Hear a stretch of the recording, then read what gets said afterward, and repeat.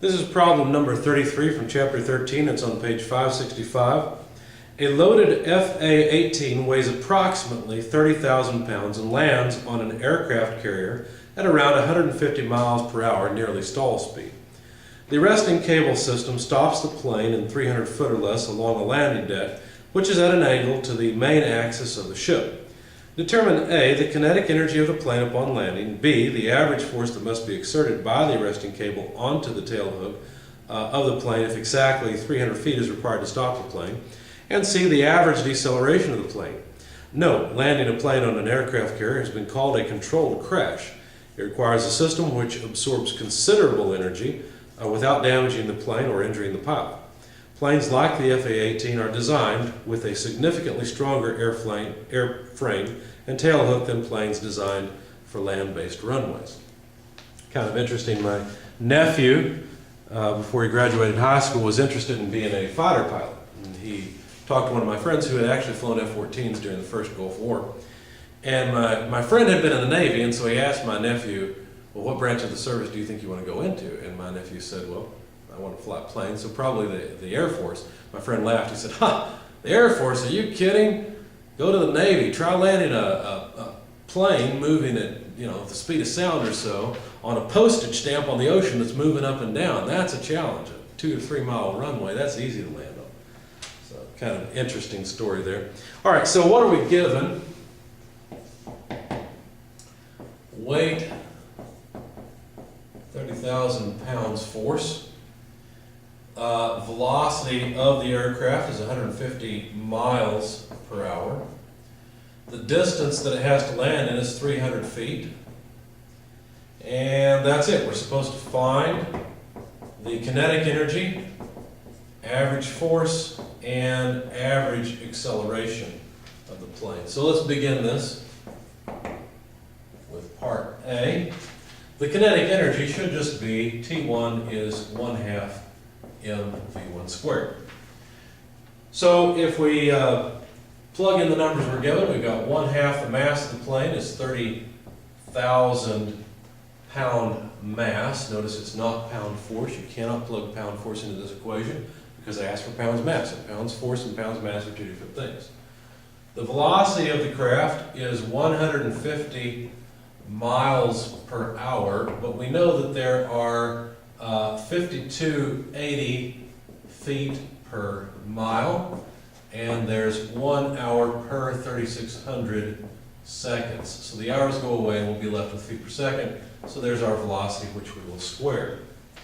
Now, it will be convenient to go ahead and convert our units because look, we'll have pounds mass, feet squared per second squared. Now we can convert a pound mass foot per second squared into pounds force because both of those are force units. It's not a one-to-one conversion, but we can convert it. We'll be left with an extra foot. So our ultimate units here will be pounds force feet, which is a unit of energy. So that'll work. So let's see, what do we need to do? Well, let's divide by 1 pound force per 1, no, that's not gonna work, try again. 1 pound mass, 32.2 feet per second squared per 1 pound force. So now the pound mass go away, all the seconds go away, we're left with feet squared over feet, which is just feet. So we'll have pounds force feet.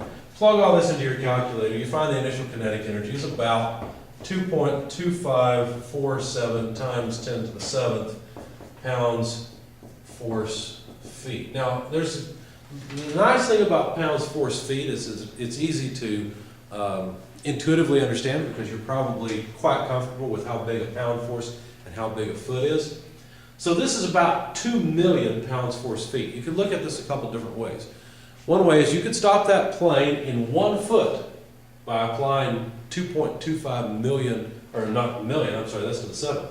So 22.5 million pounds to it. And of course, that's going to crush the craft and everything in it. The other option is that you could stop this craft in 2.25 or 22.5 million feet if you apply 1 pound to it. That would be a very gentle deceleration, but that's a pretty long distance. You might want to see how long that is in miles for fun. Now, we're going to stop the plane, at least we're supposed to stop the plane, in 300 feet.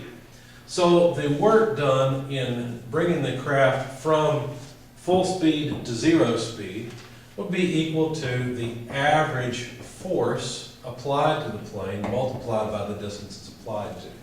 I've already alluded to this with how I've described this. So basically the average force we're going to apply to the plane will simply be the kinetic energy divided by the distance. The longer the distance, the less force we have to apply. But the smaller the distance, the more force we have to apply. So this is 2.2547 E7 pounds force feet divided by 300 feet. So the feet units go away. And you find that the average force applied to the craft is 75,155 pounds force. Divide that by 2,000, you'll have tons. That's quite a bit of force. Okay, in fact, notice it's about twice the weight of the craft itself. The last question is, what is the average acceleration? I'm out of space over there, so let me move over here and answer that question. The average acceleration of the craft would just simply be the average force divided by the mass, because force is mass times acceleration. All I've done is rearrange the equation. So this is 75,155 pounds force divided by the mass, which is 30,000 pounds mass. Don't try to put pounds force in here. Pounds, it's tempting to say that's pounds force, and then it looks like the units just cancel, but that's not a unit of acceleration, that's non-dimensional. Pound force per pound mass is a unit of acceleration, just like feet per second squared, just like meter per second squared. This is legitimately a measure or a unit of acceleration. It's just not one we're used to. So what do we do in order to get it into something that we're used to seeing? Well, we'll convert it. So let's multiply this by 1 pound mass, 32.2 feet per second squared per 1 pound force. And the pound force, pound mass go away. We'll be left with feet per second squared. When you plug this into your calculator, you find that this is about 80.67 feet per second squared. Now the acceleration of gravity, g, is 32.2, and so at 80.67, this is over 2 g's, but it's not quite 3 g's. Maybe about 2.5, maybe a little less g's. So there's our answer. So for part C, the acceleration of the craft is, or the deceleration is 80.67 feet per second squared.